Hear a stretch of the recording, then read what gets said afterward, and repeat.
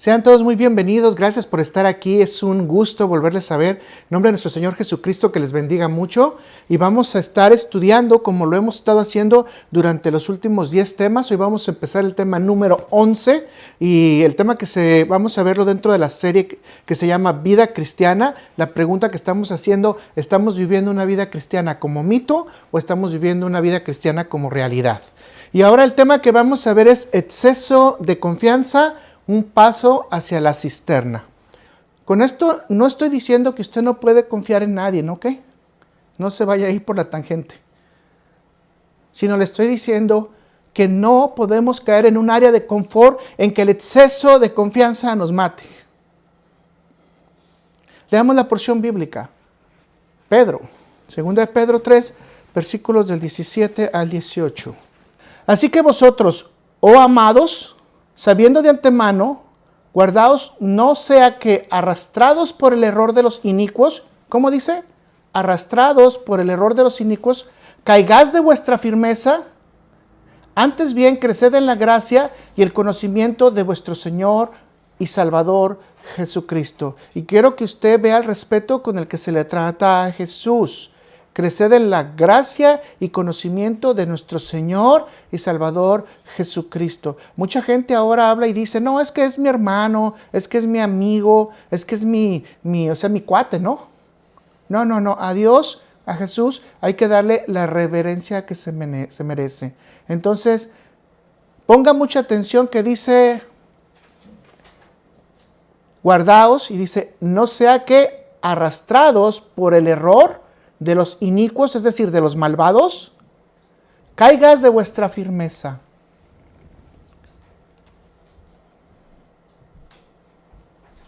La escritura está sencilla, ¿verdad? Podemos terminar rápidamente el consejo. Sabiendo de antemano, ¿a quién le está hablando Pedro? A la gente que conoce. Porque no está diciendo a la gente, tú no conoces, ¿verdad? Eres ignorante, tienes que crecer. Sabiendo de antemano, el mensaje es abierto.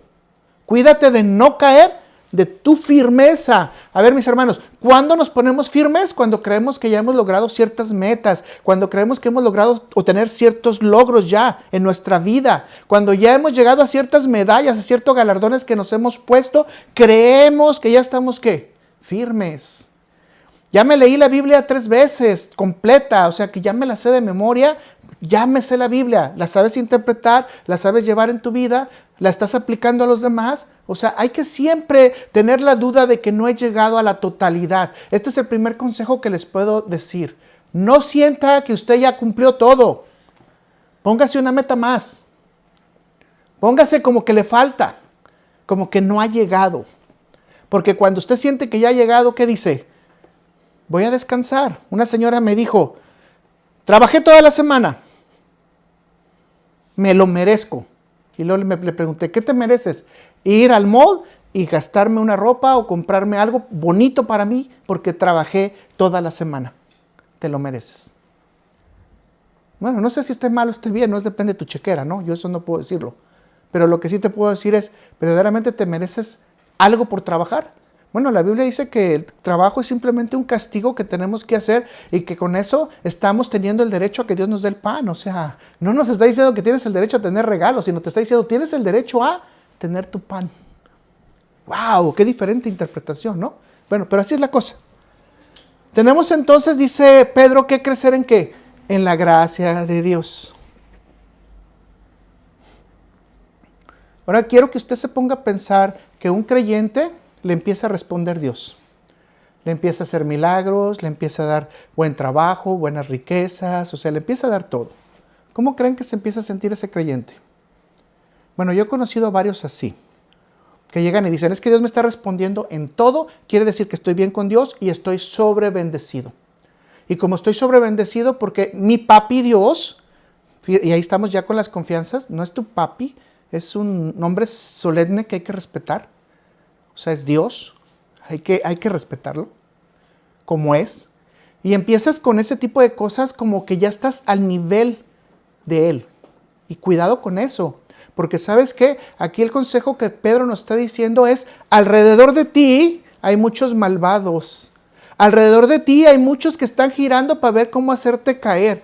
Nomás di que eres cristiano y muchos van a ponerte tentaciones y cosas para ver si caes. Te invitan a una cervecita, te van a invitar que vayas a algún lugar nocturno, te van a invitar a muchas cosas para decir, mira lo que hizo el cristiano. ¿Qué es lo que quieren hacer? Ponerte tentaciones para ver si caes. ¿Por qué está pasando todo esto, mis hermanos? Porque Dios nos permite que tengamos libertad de elección. Y una de las libertades de elección que tenemos es el poder tener una seguridad personal en Él o poder tener una seguridad personal en nosotros mismos.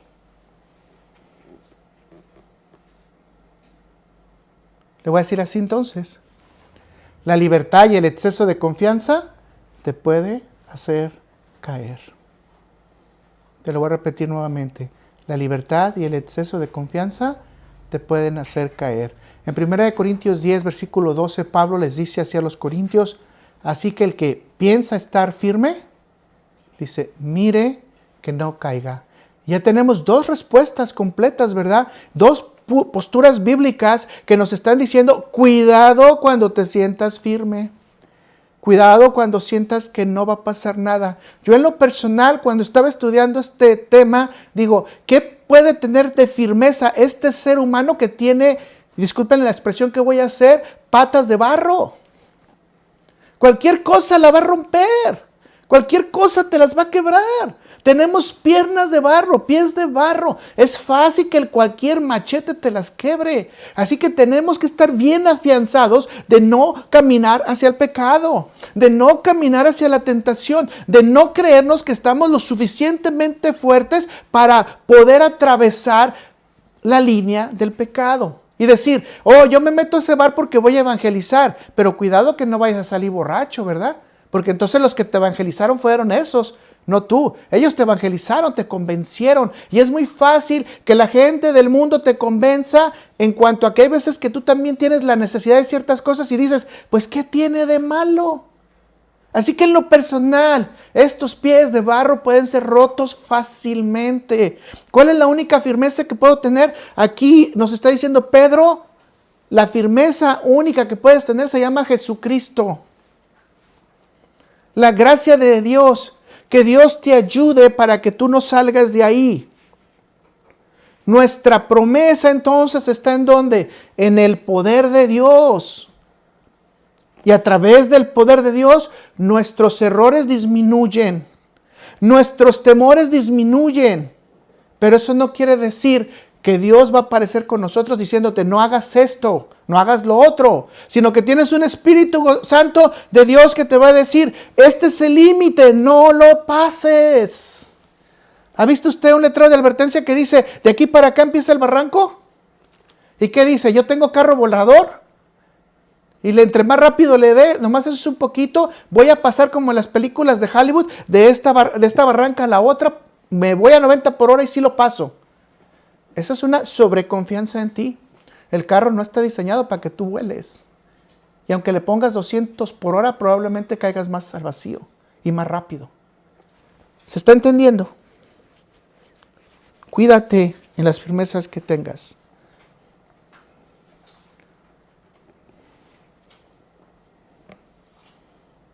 Déjame darte otra advertencia que es muy importante.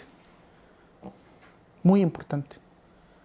Con nuestra respuesta natural, en ocasiones empezamos a disminuir la autoridad de Dios. Hagamos esta reflexión. En la vida del cristiano no hay lugar para el exceso de confianza y tener una autoestima independiente de Dios, sino que debemos depender humildemente de Dios en todo tiempo. Esto es muy importante que lo pongamos en nuestro corazón. No hay lugar, hermanos, para el exceso de confianza. No hay el lugar para una autoestima independiente de Dios. No hay un lugar en donde no podamos recibir la misericordia y la gracia de Dios en nuestra vida.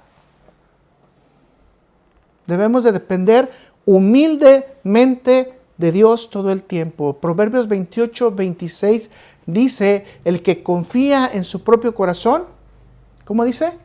Es necio. Mas el que camina en sabiduría será librado.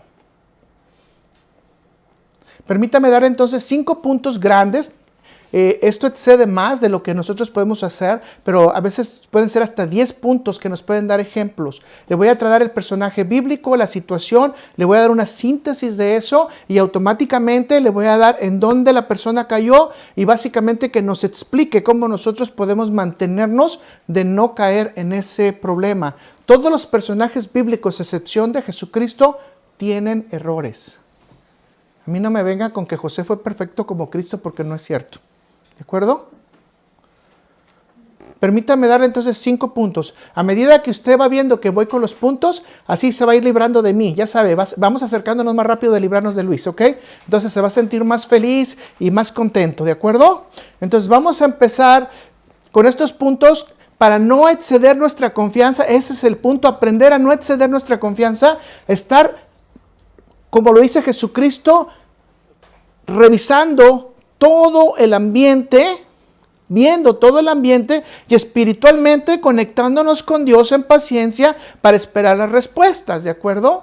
Entonces es muy clara la escritura que Jesús dice, tenemos que ser muy, pero muy tranquilos y pacientes para que no nos coman, pero también revisar todo el ambiente antes de movernos, ¿de acuerdo? Entonces vamos a empezar a buscar no caer en la cisterna, o probablemente ya estamos en la cisterna de la exceso de confianza y no nos hemos dado cuenta, ¿verdad?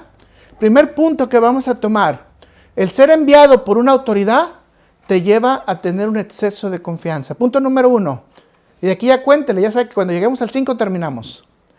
El ser enviado por una autoridad te lleva a tener exceso de confianza.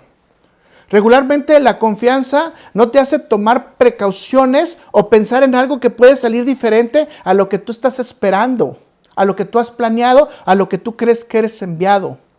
Especialmente cuando una autoridad te envía, obviamente tú te sientes respaldado por esa autoridad y consideras que esa autoridad va a responder por ti.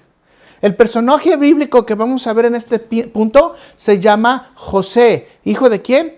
De Jacob. Y quiero que usted, por favor, en su mente, regularmente cuando hablamos de José, se habla como que si fuera una persona extremadamente madura. En el tiempo que estamos hablando de José aquí, tiene 17 años y estaba siendo un practicante de pastor. Escúcheme, 17 años, practicante de pastor. ¿Qué significa José en ese momento? Un adolescente. ¿Está dando cuenta de lo que le estoy diciendo?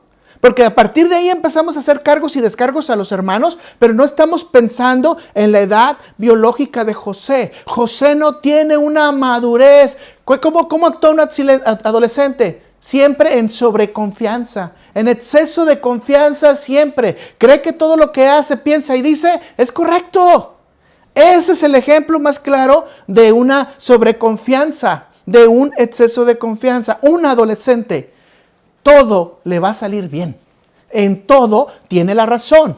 De todas las formas puede caminar y de todas las maneras puede resolver y todo lo puede resolver. Eso se llama exceso de confianza. ¿Cómo es que estaba pensando este amigo a los 17 años? No me diga que era un súper bíblico, guiado por Dios al 100%, porque obviamente no es así. ¿Sí queda claro? ¿Quiere ver el exceso de confianza en una edad natural del humano? Se lo repito, vea un adolescente y usted se dará cuenta cómo es un triunfador en todo. Es más, ni siquiera puedes debatir con él porque siempre tiene la razón. No le puedes decir que tiene un error porque siempre tiene la razón. Ese es el José que estamos hablando. ¿Se está ubicando? 17 años.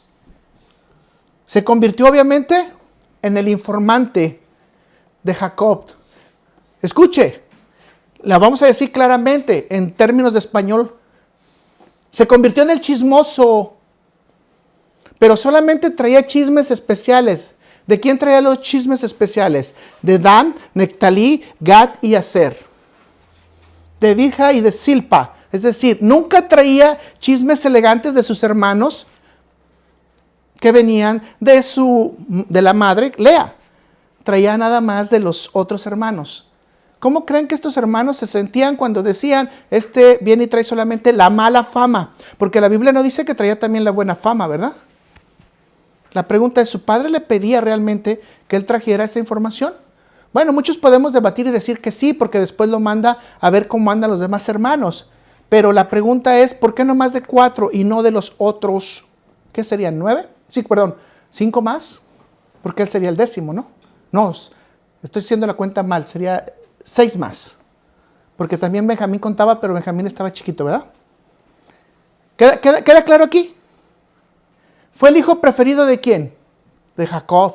Dice que Jacob lo amaba más que otras partes. Y aquí vamos a poder ver una de las habilidades de Jacob muy importantes. Dice que le hizo una túnica, lo que quiere decir que Jacob sabía cómo hilar ropa. ¿Se dan cuenta? ¿Y una túnica de qué? De colores. ¿Qué terminó haciendo la túnica de colores, mis hermanos? Los hermanos hicieron una representación de que la túnica de colores era igual a que Jacob lo quería más que a todos, o lo amaba más que a todos. Y dice la Biblia que Jacob amaba más a José porque lo tuvo en su vejez.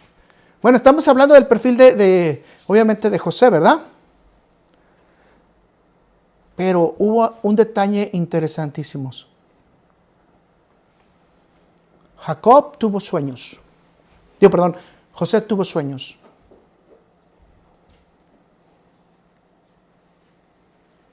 Y cuando tuvo sueños Jacob, esos sueños fueron proféticos. Y esos sueños estaban indicando una sola cosa, que sus hermanos tenían que someterse a él. Estoy clarificando para no hacer mucho enredo. Que vengan y te digan que el más pequeño de tus hermanos va a ser el jefe tuyo. Escúchalo. Ponlo en tu corazón. El más pequeño de tus hermanos va a ser tu jefe. Y no solamente lo sueña una vez, sino lo sueña 2. Interesantísimo. La pregunta es, ¿por qué si Dios ya te dijo lo que va a pasar en el futuro, en un sueño, no te lo guardaste? Recuerde, tenía 17 años. Tuvo el sueño, se le hizo para mí curioso, fue y lo contó y lo dijo, miren hermanos, sus gavillas se doblaron a las mías, se inclinaron a la mía y la mía estuvo paradita. ¿El actuar de qué? De una persona de 17 años. No estaba pensando en las implicaciones que iba a tener en cuanto iba a afectar los sentimientos de sus hermanos. En otras palabras, abrió la boca de qué? De más. ¿Estaba confiado en que esto iba a ocurrir? Sí, porque obviamente su padre lo ha de haber instruido en que Dios tenía un don importante para él. O sea, conocía. ¿Qué despertó esto entre José y sus hermanos? Algo bien lindo, ¿verdad? Dice la palabra de Dios que despertó la envidia. Capítulo 37 de Génesis, versículo 11. Dice en Génesis 37, versículo 4, que no podían hablar con él. Imagínense que usted ve a su hermano y le caiga gordo a su hermano. Y dice que le hablaban ¿cómo? Con aborrecimiento y odio. ¿Usted ha hablado con alguien con aborrecimiento y odio? ¿Cómo lo habla? ¿Grita? ¿Desprecia? ¿Hace muecas? ¿Le hace la cara de un lado y para otro, verdad? ¿Qué fue lo que despertó José? Envidia, odio, coraje.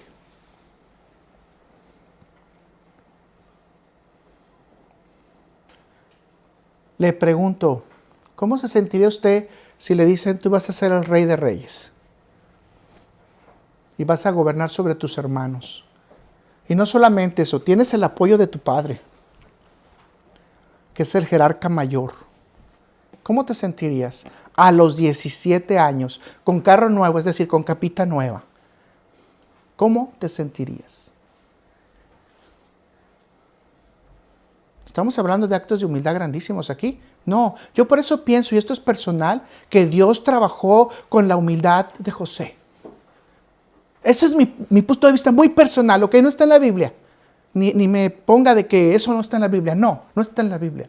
Para mí, yo pienso que Dios trabajó en que José tenía que ser más humilde. Por eso lo fue humillando poco a poco, hasta llevarlo donde tenía que humillarlo completamente, que fue ir al calabozo, es decir, a la cárcel, y de ahí obviamente ponerlo otra vez a trabajar.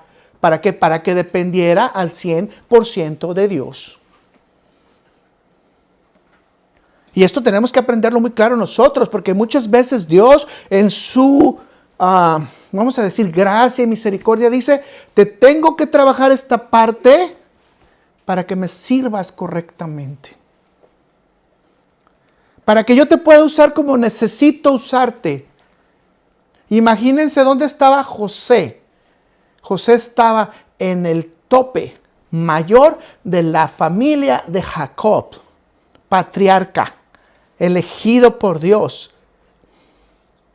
¿Y a dónde terminó José? En la cárcel. Pero que fue injusto, que fueron acusaciones como sea. Como sea, José tuvo que estar en la cárcel. Como usted quiera verlo.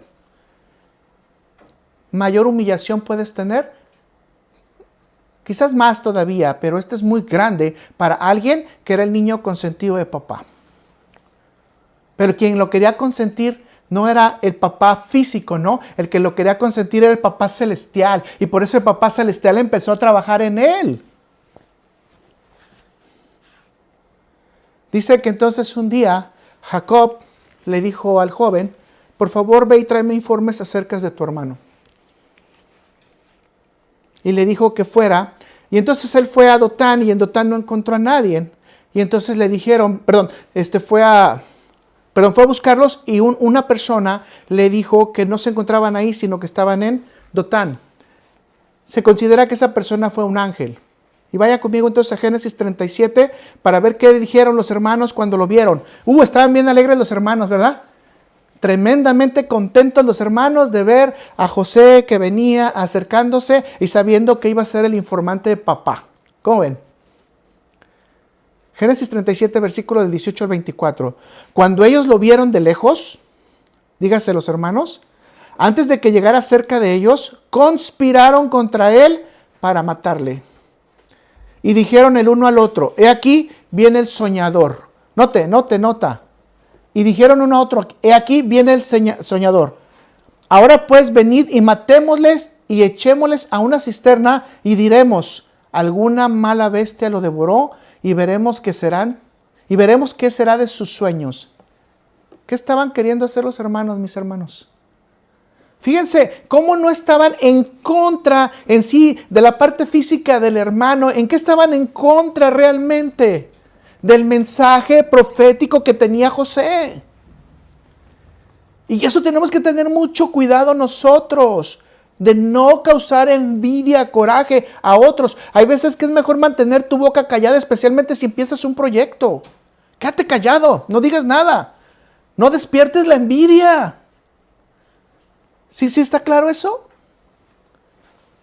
Dice, cuando Rubén oyó esto, lo libró de sus manos y dijo, no lo matemos. Y les dijo Rubén, no derramaréis la sangre, echarlo en esta cisterna que está en el desierto y no pongáis mano en él, por librarlo así de sus manos para hacerlo volver a su padre. Sucedió pues que cuando llegó José a sus hermanos, ellos quitaron a José. ¿Qué quitaron a José? La túnica. La túnica de colores que tenían sobre sí y le tomaron y le echaron en la cisterna, pero la cisterna estaba vacía y no había en ella agua. ¿Qué eran las dos cosas que querían quitar los hermanos de José? ¿Se dio cuenta? Los sueños y la túnica. La diferencia del amor y la diferencia del gobierno. Cosas que ellos consideraban injustas. Pero la pregunta es, ¿qué pasó con José? ¿No se dio cuenta de todo esto? José nunca se imaginó en su vida que estaría secuestrado por parte de sus propios hermanos. Estaba tranquilo. Él iba a cumplir una orden de su papá. Llevaba la autoridad. Relajado. Pero, bueno, los síntomas y los signos nos dicen que había desprecio, envidia, enojo, mal carácter, lo trataban mal y él lo sabía. ¿Qué es lo que tendría que haber hecho José? Por lo menos tomar algunas precauciones. José se sentía confiado, sabía que tenía un respeto, había sido enviado. Iba con sus hermanos. ¿Cuál era el problema? Iba con su familia. Mis hermanos, tengamos cuidado, especialmente incluso en nuestra familia y en nuestra familia en Cristo, de que no tengamos un sueño y una túnica que esté afectando a los demás. A veces somos muy criticones, pero porque nos duele lo que Dios les dio a los demás. Somos muy criticones porque tienen una situación diferente en cuanto a amor y cuidado con Dios. Dios no tiene preferencia de personas, no tiene preferencia de personas, mucho menos de sus hijos. Quiero entonces que ponga este aprendizaje en su corazón. Por mucho que una persona se esfuerce por cambiar los designios de Dios y las autoridades que Él ha designado, si son enviadas por Dios, no van a cambiar. Tarde o temprano se va a considerar esto como hecho. Ayer hablaba con una persona y me decía, es que hay que orar para que se cambie la situación que estamos viviendo mundialmente. No, hay que orar para que Dios tenga misericordia en su gracia, para que no sean afectadas las personas que verdaderamente le quieren buscar. Las guerras no van a cambiar. La palabra de Dios dice que las pestes no van a cambiar, los falsos profetas no van a cambiar. No podemos poner el ojo ahí, tenemos que poner el ojo en que el hermano o la hermana crezca en conocimiento, en gracia para con Dios, para que verdaderamente se presente sin temor y sin miedo a todas estas cosas que vienen. Nosotros no podemos cambiar las cosas que Dios ya está poniendo. José estaba designado para ser jefe y iba a ser jefe, por más que se opusieran sus hermanos. No entendían el sueño, pero entendían que iba a ser jefe. Imagínense la túnica llena de sangre posteriormente. Esa es una escena tremenda para el padre. Que no tengas el corazón para entregarle, aquí está la sangre de tu hijo, reconócela. Yo no sé si lo ha pensado, si usted fuera padre y le dijeran, mira, esta es la ropa de tu hijo, aquí está, vela, toda es la sangre de tu hijo. ¿Puedes reconocer la ropa con la sangre de tu hijo? Pues ni que fuera al laboratorio para hacer un DNA para saber si es la sangre de mi hijo, ¿verdad? Eso fue lo que le faltó a Jacob. Aprendamos, mis hermanos, que si Dios le ha designado algo a alguien, nosotros no podemos tener envidia. No te va a dejar vivir tranquilo. No vas a vivir tranquilo. Tu corazón siempre va a estar con coraje, con competencia, con crítica. Cuidado con eso.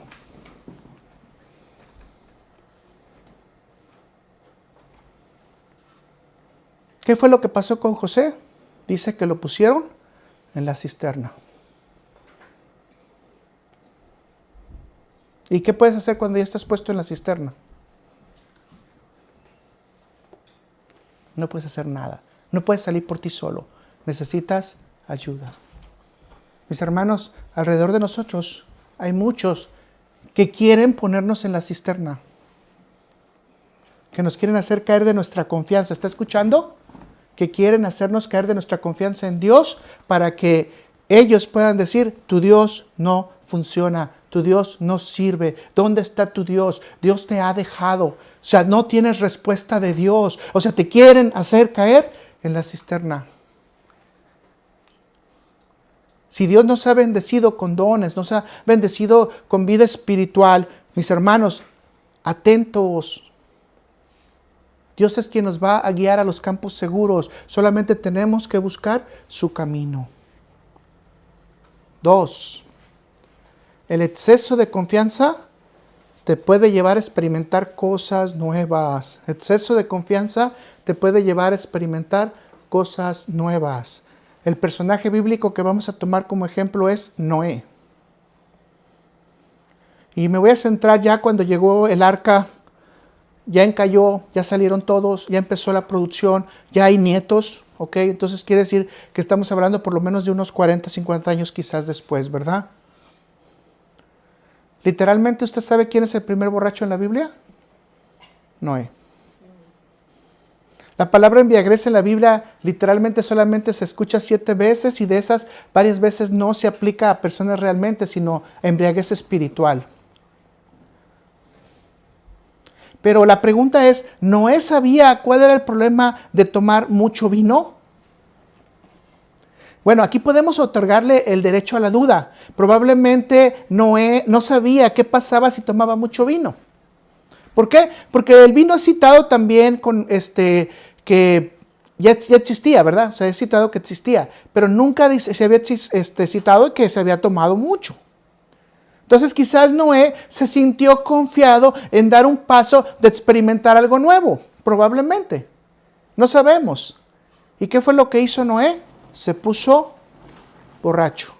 Ahora, déjeme decirle a usted, ¿Noé estaba en un ambiente desconocido? No, estaba en un ambiente familiar. Estaba con personas seguras. Pero resulta que los resultados no fueron los que esperaba Noé. Se embriagó y sucedió algo mientras él estaba dormido. Ahora, vuelvo otra vez. ¿El ambiente quiénes eran? Familia. Familia. Gente conocida. Y quiero que usted ponga en su cabeza, porque llegamos a un momento en que confiamos tanto en la gente que decimos, oh, es conocido, sabemos cómo va a actuar, pero no sabemos si un día va a meter la pata en la chuecura espiritual y se va a alejar de Dios y va a actuar de una manera diferente. Tenemos que tener cuidado con eso. Entonces, Génesis 9, versículo 24 al 29 dice, y despertó Noé de su embriaguez y supo lo que le había hecho su hijo más joven y dijo, ok, maldito sea Canaán, siervo de siervos serás a sus hermanos. Dijo más, bendito por Jehová mi Dios sea Sem, y sea Canaán su siervo, y engrandezca a Dios a Jafet, y habita en las tiendas de Sem, y sea Canaán su siervo. Y vivió Noé después del diluvio 350 años, y fueron todos sus días de Noé 950 años, y murió. ¿Qué pasó, mis hermanos? ¿Se equivocó la Biblia? Porque dice que Canaán es su hijo más pequeño. Porque ya no se estaba refiriendo a Canaán, se estaba refiriendo a quién? A su nieto. ¿De acuerdo? Y los nietos en la Biblia son considerados hijos también. ¿Ok? Para que no nos confundamos en la interpretación. ¿Usted se había dado cuenta o quizás había reflexionado que no era la autoridad máxima en ese momento? ¿Era el jefe de jefes, el presidente de todas las naciones? Que Noé había recibido un nuevo pacto de parte de Dios. Después hablaremos de ese pacto que recibe Noé y sus hijos. Pero las cosas no salieron bien. La embriaguez hizo caer a Noé y hizo caer a su familia en una desgracia y en una maldición. Noé fue avergonzado, mis hermanos. No voy a hablar ahorita de las causas por las cuales se considera que fue avergonzado, pero voy a decirlo de esa manera, Noé fue avergonzado. ¿Cómo estaba Noé? Con exceso de confianza en su área de confort. ¿Quiso experimentar algo nuevo? Quizás sí, porque la Biblia nunca dice que Noé a través de todo el tiempo y la construcción del arca, ahí se andaba echando sus jaibolitos, ¿verdad? Eso no dice la Biblia. O sea, parece ser que fue la primera vez que lo hizo y parece que fue debut y despedida. Mis hermanos, y esto especialmente para los jóvenes, aunque también aplica para nosotros. Si alguien te recomienda experimentar algo nuevo, aunque le tengas mucha confianza, número 1, no lo hagas. Consulta a Dios, consulta a tus padres, posteriormente ve y ve los efectos que puede pasar, ve con un experto si es necesario y a final de cuentas, si no lo necesitas, mejor no lo hagas. Solamente se necesita una gota de amapola para ser dependiente por toda tu vida, una sola gota.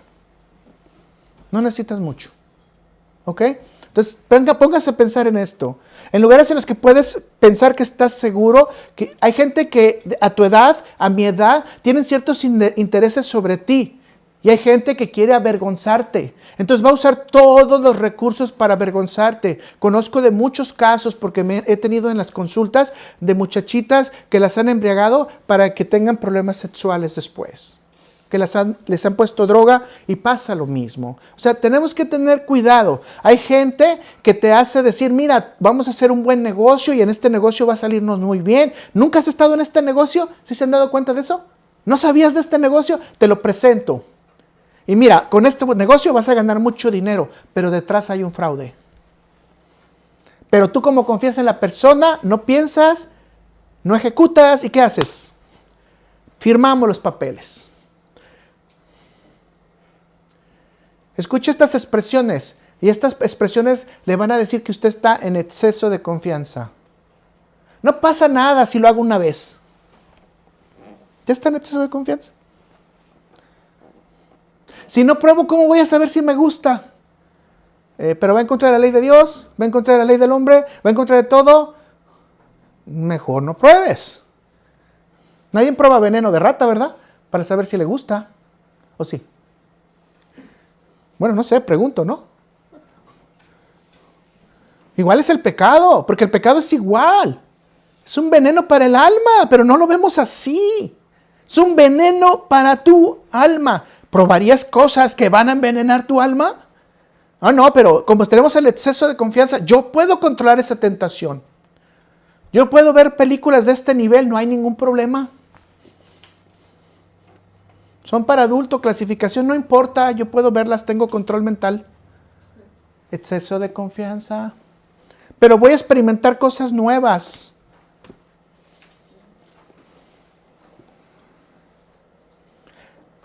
Déjame decirte que no he tenido mi propia experiencia, pero tú puedes experimentar esto por mí.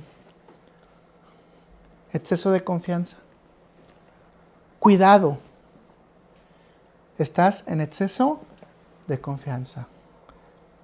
Especialmente cuando tú digas, esto lo puedo manejar hábilmente y no se me escapa nada y hay algún riesgo, estás en exceso de confianza. Si estás cortando con una sierra, yo te aseguro que siempre vas a cortar con todos los patrones, pero tú puedes decir, no, ya sé cómo cortar, le metes la sierra, posiblemente se te resbale, porque hay, por ejemplo, algunas maderas que son con aceites, y si te toca una madera con aceite y no te das cuenta que esa madera tiene aceite, puede ser que te desvíe la sierra y quizás te lleves la mano, la cabeza o cualquier otra cosa, por exceso de confianza.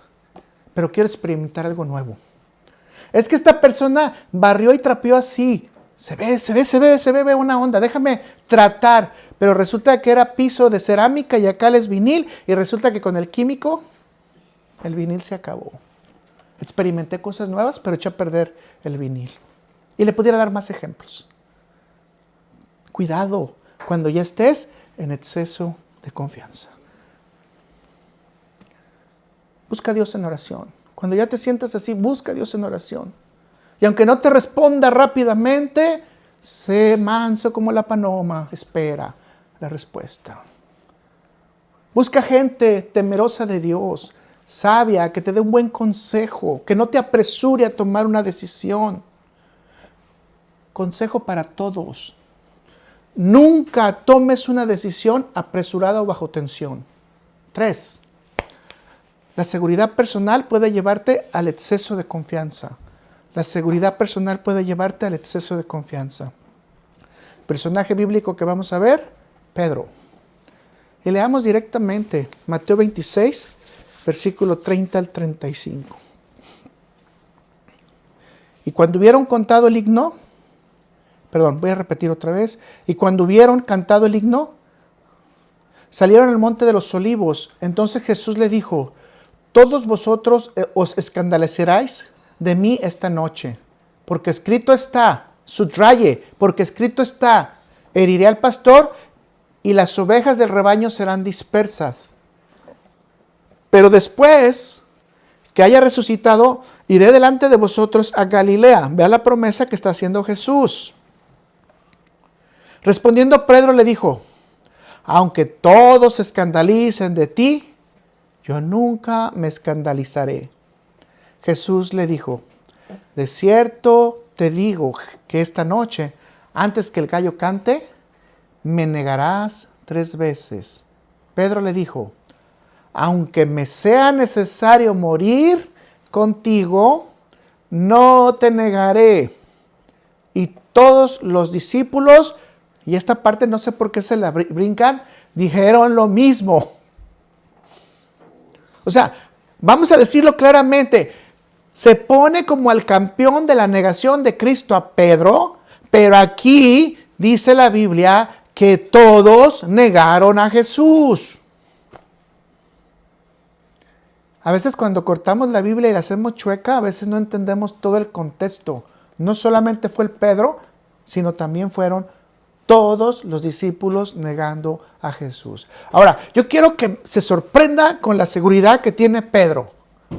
Tiene al Señor delante de él, está en su área de confort, está sintiendo el amor de Cristo, la bendición, está viendo la mano divina. O sea, ¿qué puede fallar? ¿Qué puede fallar? Su suegra fue sanada, vio que se levantaron los paralíticos, caminó bajo el agua. Él tuvo la experiencia de unos segundos, quizás minutos, no lo sabemos, de también estar sobre el agua. ¿Qué puede fallar? Vea esas palabras. Realmente yo cuando leo esta parte digo, ¿vinieron del corazón de Pedro? No, realmente no. Vinieron de la situación. Pedro sintió confiado de que nada podía fallar. ¿Cristo se podía bajar de la cruz? ¿Cristo volvía a restaurarse? Sí, porque me lo está diciendo, al tercer día voy a estar restaurado. Es decir, vamos a tener 3 días de sufrimiento y después de 3 días, ¿qué va a pasar? Todo se va a arreglar. ¿Se está entendiendo? ¿Qué puede fallar? Obviamente, en esa área me pongo bien confianzudo, ¿no? Cuando estoy de parte del equipo más grande, del más potente, con el más chiquito, que digo, pues vamos a ganar. Pero bueno, analicemos las escrituras rápidamente y démonos cuenta. El abandonar al pastor no era un acto de infidelidad, mis hermanos. Pedro lo estaba viendo como que si te abandono soy infiel. Si no era una profecía. Las profecías de Dios no se cumplen. Pedro no se estaba dando cuenta que estaba yendo en contra de una profecía. Él se sentía más confiado, más fuerte, más grande que una profecía. Él se sentía que podía romper la profecía, que él podía estar con Cristo. ¿Ese era el amor de Pedro para el Señor? Sí, no podemos decir que no. Pero ¿se está dando cuenta el problema? Nosotros no podemos ir contra ninguna de las profecías que están escritas en Apocalipsis. Todas las profecías se van a cumplir. Mucha gente está peleando ahorita. Es que los jesuitas quieren adelgazar la humanidad y solamente se va a permanecer debajo de 550,000 millones. Mis hermanos, va a ser bien sencillo. Dios va a adelgazar a la población. 3 partes de la humanidad van a desaparecer en un abrir y cerrar de ojos. 7 segundos, 7 minutos, se acabó. O sea, Dios no ocupa a los jesuitas ni a nadie para hacerle el adelgazar la humanidad. Cuando Él lo quiera, Él lo va a hacer. Y es profético, no podemos hacer nada. Y no podemos decir que no sentimos miedo para eso. Sí, yo siento miedo cuando digo esto. Y más siento mucha compasión porque digo, mucha gente se va a morir sin Cristo. Pero vean lo que estaba haciendo Pedro, contradiciéndole al Señor. Yo sí puedo, seguridad. Yo sí puedo. Es como el dicho mexicano, no vine porque puedo, sino porque puedo vine. ¿Se está dando cuenta? Entonces Pedro estaba sintiendo que era la excepción a la regla, que tenía el Señor Jesús que le fortalece. Y ahora apliquemos la escritura, todo lo puedo en Cristo que me fortalece. Señor, yo no te voy a negar, todo lo puedo en Cristo que me fortalece. Voy a tener la fuerza para estar firme en ti. Es profético, Pedro. Te vas a ir, se van a desparramar, me vas a negar. Y al tercer día voy a regresar por ustedes. No estaba escuchando el consejo de Dios. ¿Sordera qué? Espiritual. Mis hermanos, que Dios no nos agarre no escuchando su consejo. El amor de Pedro a Jesús realmente era real. No es una insensatez. Pero Pedro estaba actuando ¿cómo? Con exceso de confianza. Desafortunadamente Pedro tuvo que llegar a la tragedia de negar a nuestro Señor Jesucristo 3 veces y sabemos, porque ya lo hemos dicho, la implicación que esto tenía, también el poder ser negado en los cielos y ante los ángeles, era una condenación para Pedro. Pero Pedro, en el pozo de la desesperación, en el hoyo de la desesperación, ¿qué hizo? Lloró su tragedia, su derrota y se arrepintió, se dio cuenta que no era lo suficiente. En 2 Corintios 7, versículo 10 dice que esto es un acto tremendo de tristeza, de restauración. Porque la tristeza que es según Dios produce arrepentimiento para salvación, que no hay que arrepentirse, de que no hay que arrepentirse, pero la tristeza del mundo produce ¿qué? Muerte. El arrepentimiento de Pedro permitió que posteriormente se convirtiera en uno de los líderes apostólicos. Y voy a decir uno de los líderes apostólicos, no en el líder apostólico. ¿De acuerdo? No leamos incorrectamente la Biblia. Entonces, no hagamos el dicho mexicano, ¿verdad? No vine a ver si puedo, sino porque puedo vine. No puedo confiar en mis propias habilidades, en mis propios razonamientos. Y mucho menos si esto está en contra de la palabra de Dios. Un pastor que estaba viendo ayer estaba usando un lenguaje agresivo, yendo en contra de las personas de Guatemala, llamándolos cerdos, puerros, puercas, prostitutas, idólatras, etc. Puso como condición que quitaran uno de sus ídolos para que él pudiera orar por ellos. Criticó a los pastores que estaban orando y ayunando por la gente de Guatemala. Mientras estés hincado a estatuas de barro, de yeso, eres un puerco, eres una hipócrita. O sea, Dios no va a hacer nada en ti. Y no pidas que yo ore por ti, porque yo no voy a orar hasta que no derribes este ídolo. ¿Se está dando cuenta del exceso de confianza? O sea, Él es Dios. O sea, Él piensa que Dios solo puede escucharlo a Él y que Él puede poner las condiciones y entonces cuando Él ore, entonces Guatemala va a ser libre. Como que se le olvida la parte de Nínive, ¿no? Se le olvida a Jonás. Jonás no quería, fue obligado. Ustedes saben la historia. Y toda esa gente que dijo Dios, estos son peores que bestias, ¿cómo no vamos a tener misericordia de ellos, Jonás? Y los perdonó.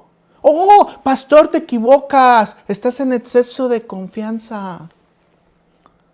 Y muchos pastores hacen eso, sin mi unción, porque ahora recibí una nueva unción y con esta unción ahora podemos pelear el mundo de las tinieblas. No, no peleamos el mundo de las tinieblas, lo resistimos.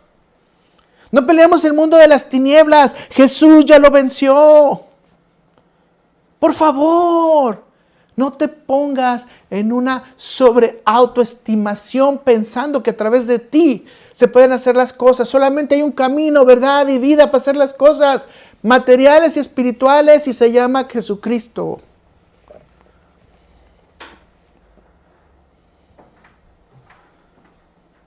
La palabra de Dios entonces nos está describiendo que muchos de nosotros vamos a caer en sobreconfianza cuando tengamos un don espiritual, cuando tengamos un rol en la iglesia, cuando tengamos un servicio a Dios. Hermano, no se te quite de la cabeza, siervos inútiles que somos.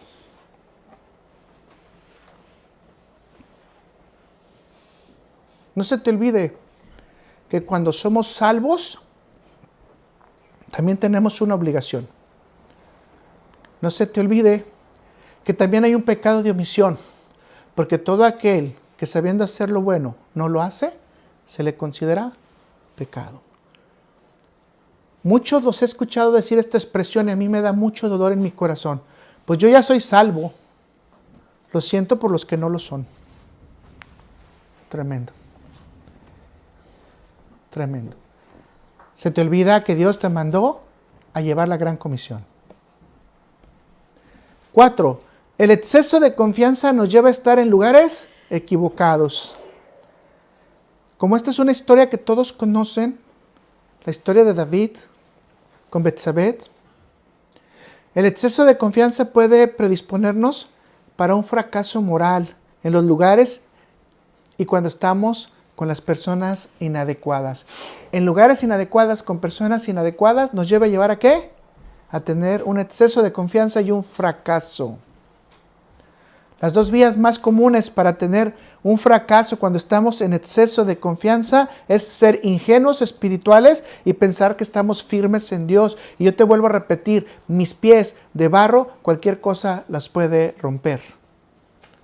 David entonces sería el personaje. ¿Qué estaba haciendo David en el palacio? ¿Qué estaba haciendo David en su casa cuando estaban en tiempo de guerras?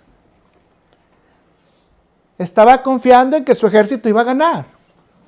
Que él no tenía chamba, no tenía necesidad de trabajar.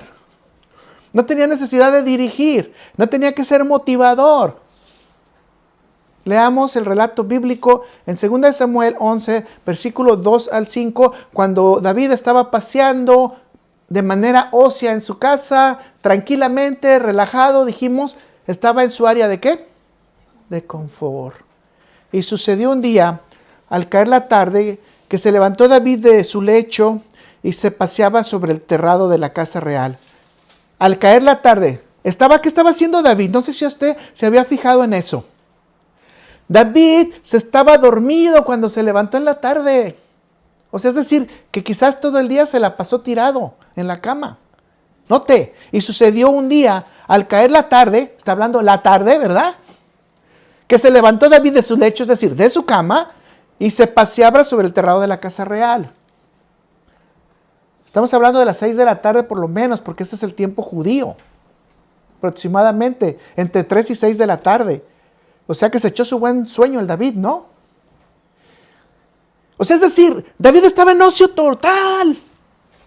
Quizás en ese momento no estaba orando, mis hermanos, porque conforme a los judíos tienes que hacer en la mañana tu rezo, en la tarde tu rezo y en la noche tu rezo. Y obviamente David decía que era fiel a eso. Si se levantó del lecho en la tarde, pues por lo menos un recito no lo hizo, ¿verdad? Y aquí también nos puede llevar al riesgo de separarnos de Dios y decir, no pasa nada si hoy no leo la Biblia, no pasa nada si hoy nomás oro un poquito, ¿no? Sigamos. Y vio desde el terrado a una mujer que se estaba bañando. La pregunta es, ¿cómo se estaba bañando la mujer? ¿Verdad? Yo todavía eso no lo puedo entender, ¿no? Porque se supone que las casas eran cerradas, ¿no? La cual era muy hermosa. Envió David a preguntar por aquella mujer, y le dijeron, aquella es Betsabé, hija de Elián, mujer de Urías Eteo. Y envió David mensajeros y la tomó y vino a él y durmió con ella. Luego ella se purificó de su inmundicia y se volvió a su casa y concibió la mujer y envió a hacerlo saber a David, diciendo, estoy encinta, estoy embarazada. O sea, tuvo el premio mayor David, ¿verdad? Todos conocemos el desenlace. ¿Qué pasó? David estaba en ocio, David no estaba en la guerra, David no estaba administrando. Entonces, David intentó embriagar a Urías para que estuviera con su mujer. Dígalo, fracasó. David se convirtió en el autor intelectual de la muerte de Urías. Dios le castigó enviándole el ángel de la muerte a su casa y el niño murió. Dios le castigó enviándole un castigo donde le dice que la espada no se separara de su casa y hasta el día de hoy los judíos siguen sufriendo por las diferentes naciones. David cayó en adulterio y fue cómplice de asesinato. Y estamos hablando de que este es uno de los más grandes hombres atado a Dios. El hombre conforme al corazón de Dios. Ahora imagínense el mío, corrupto. ¿Qué tan fácil puedo caer? Especialmente si me pongo en un nivel de confianza.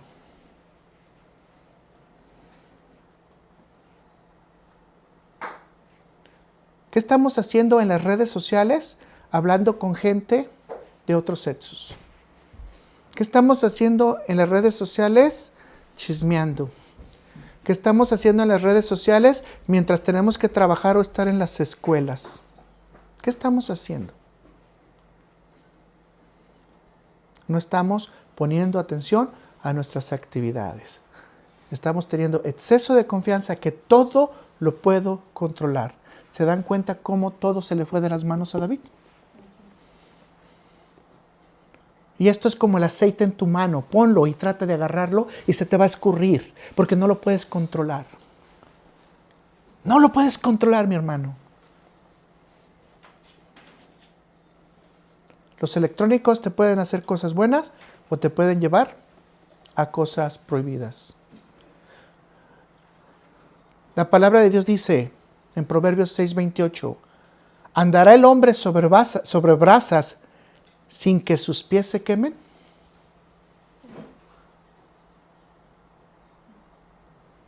Por más confiado que te sientes, enfócate en tus actividades, haz tus tareas, arréglate en tu escuela, arréglate en tu casa, arréglate en tu familia, y si es necesario por ahí un contactito con las redes sociales está bien, pero que no te absorba. Y si es algo que te está invitando a ser inadecuado y que tú mismo estás viendo, lo puedo controlar, es una relación que hace fue muchos años, no creo que pase nada, mejor cierra el capítulo, ciérralo.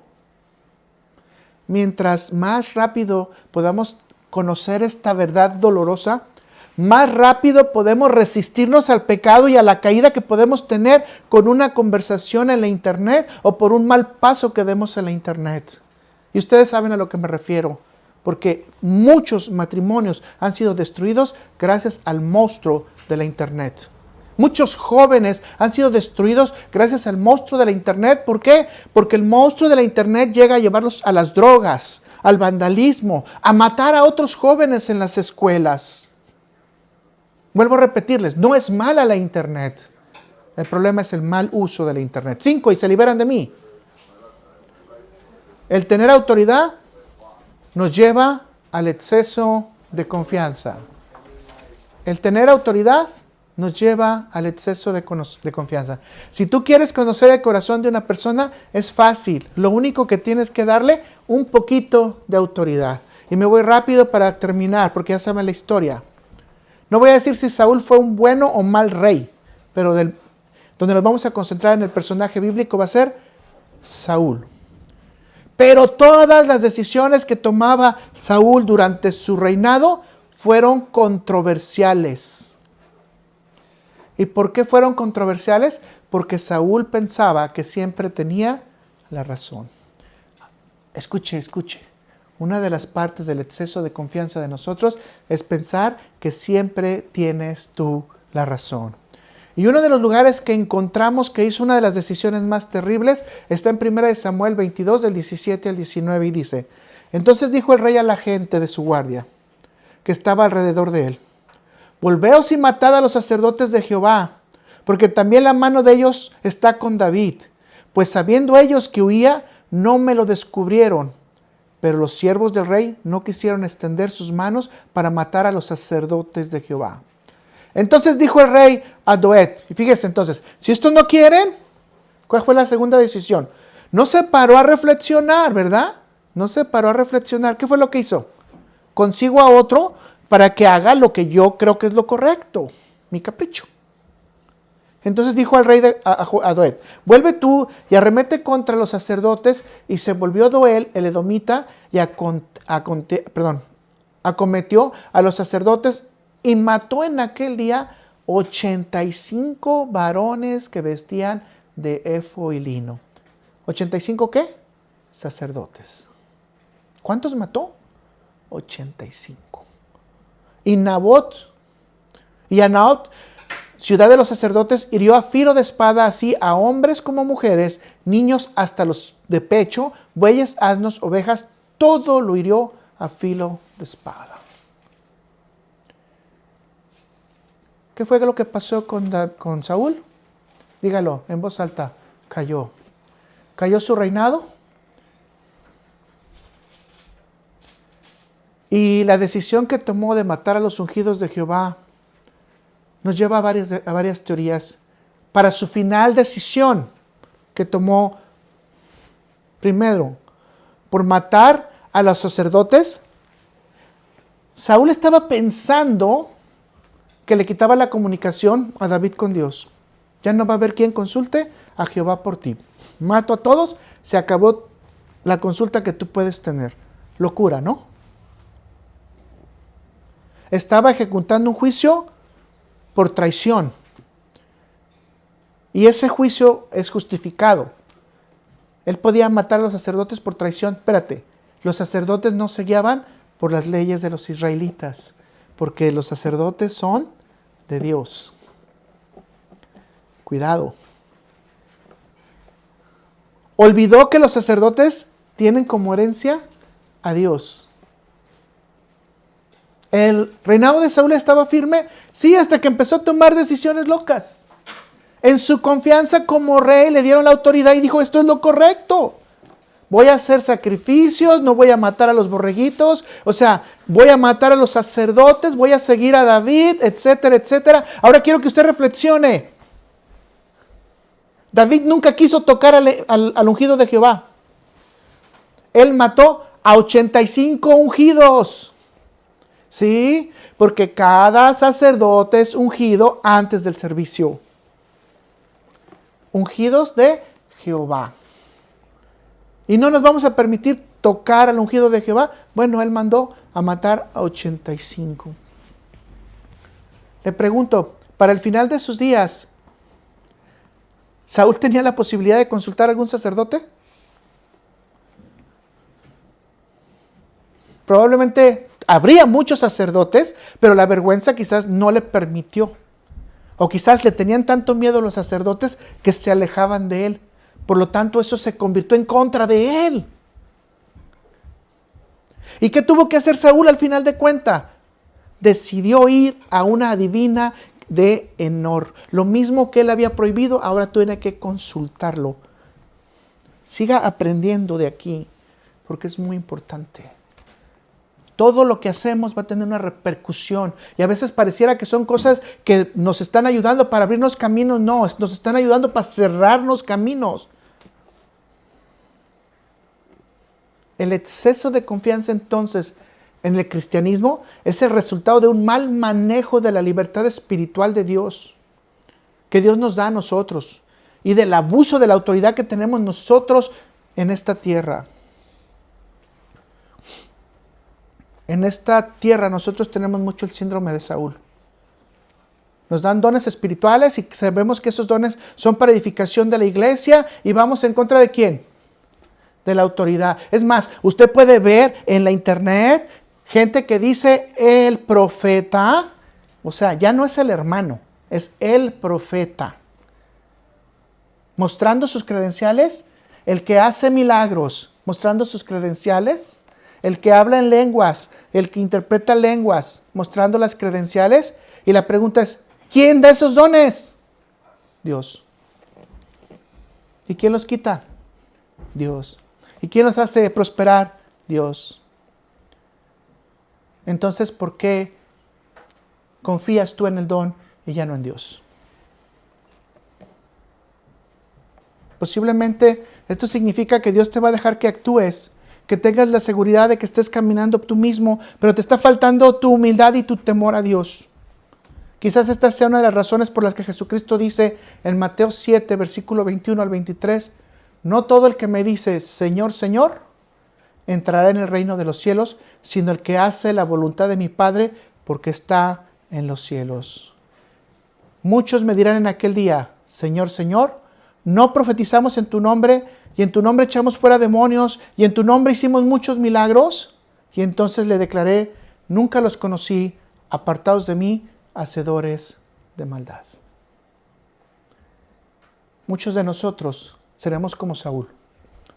Mostraremos los dones, la autoridad que Dios nos da, pero no para el beneficio del pueblo, para el beneficio de la iglesia, sino para el beneficio de nosotros mismos. Podemos darnos cuenta entonces como conclusión que el exceso de confianza surge de una seguridad que parece real, pero que realmente es falsa. El exceso de confianza está acompañado de un entusiasmo de ejecutar acciones o de tener experiencias mayores, pero sabemos que tenemos resultados inesperados.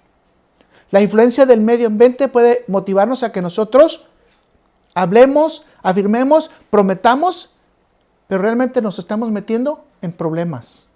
Además, el estar en ciertas condiciones o tentaciones nos puede llevar a que nos persuadan de un error que nos puede costar de por vida. No debemos de enfrentar las tentaciones, debemos resistir las tentaciones, huir de ellas. No debemos estar en ocio, debemos de estar en trabajo, debemos de estar concentrados en lo que Dios nos ha dado. Pero sobre todo, es correcto asegurarnos que Dios esté con nosotros y nunca estemos desafiando a Dios pensando que tenemos todo. Dije que en las 5 terminamos, se libran de mí. Gracias, Padre Celestial bendito. Ayúdanos, Señor. Ayúdanos a no sentirnos sobrecapacitados, a no sentirnos que tenemos el poder. Ayúdanos, Señor, a no estar en un camino incorrecto, que estemos siempre en humildad ante ti. Señor, que cada decisión que tomamos, no la tomamos en nuestra fuerza, en nuestras habilidades, en nuestras destrezas, sino en el permiso tuyo, Señor. Ayúdanos, Señor. Ayuda a la familia. Bendícela, Padre Celestial, para que esté siempre junta. Que si algo está mal, Señor, no se desarrollen esos celos, contiendas, ese tipo de problemas, de envidias que pueden surgir.